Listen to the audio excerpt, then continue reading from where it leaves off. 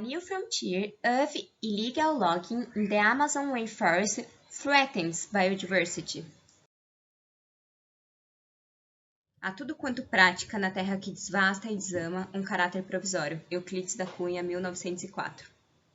Amazônia faces a key conservation issue, the reconstruction of a highway. Highway BR-319 was built in 1976 and abandoned by low financial feedback. Recently received a maintenance license, the road increased its traffic. Today, the highway is a priority for the Brazilian government. Therefore, our goal is to highlight how to pressure from illegal logging impacts the composition of forest species in the period after the maintenance program. It's a big problem. New roads are being paved, such as highway connecting Porto Velho in Brazil's notorious arc of deforestation to Manaus, one of the Amazon's most preserved forest blocks. Material and methods. Two forest inventory censuses in 2010 and 2019 were measured 50 kilometers along in highway.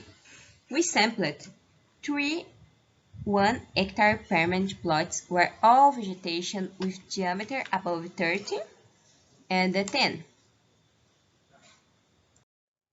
Results: 3 plots served illegal logging.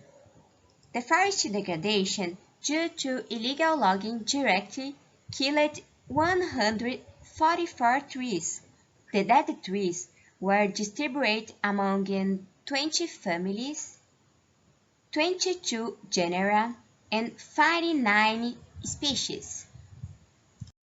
This means that 11% of exploration was income, while 89% was loss. 11% is a very low number. The trees removed were of species with high commercial value: Licania poleuca, Peltogynica altigae, Golpia glabra, Erisma bicolor, Cariniana micanthra, and Sumaroma amara.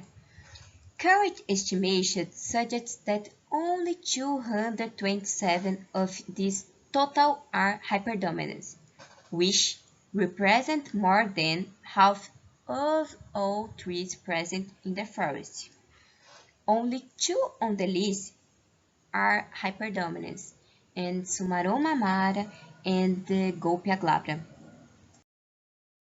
Only 10 species represent more than half of the timber production in the Brazilian Amazon, which represent less than 1% of the forest species.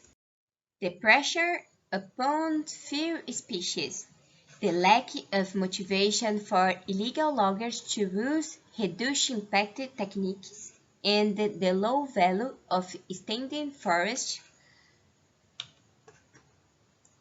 This is the degradation process. Of this great biodiversity, many species in the Amazon have technical feasibility for timber use, based on the wood's physical, chemical, and anatomical characteristics. If all of the high-grade value species and the no-commercial species were used in logging, the yield could increase up to 3 times. Exploring more species is a strategy for the sustainability of the Amazon timber sector. Reduce pressure on the most valuable species. Increase yield. Promote polycyclic forest management.